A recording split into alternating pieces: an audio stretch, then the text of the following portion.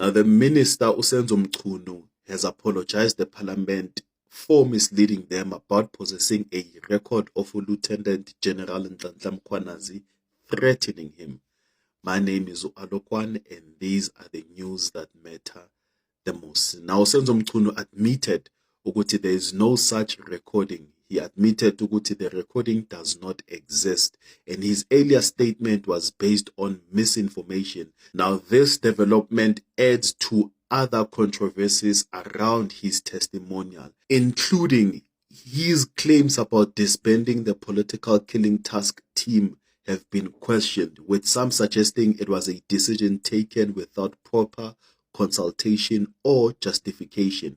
And then Mchunu has also been accused of being linked to a criminal syndicate and protecting it from investigation, which he denies. And then Mchunu's decision to disband the PKTT has been criticized, and some have questioned whether he overstepped his authority. And Mchunu's chief of staff, Cedric Nkabinde, was found to have recorded conversations without informing the other party who was involved, and these raised concerns about accountability and transparency. Now, these factors may affect the credibility of Mchunu's testimony, and it could raise questions about his fitness to hold public office. And Mchunu's admission that he had no evidence to support his claim about the recording undermines his credibility as a witness.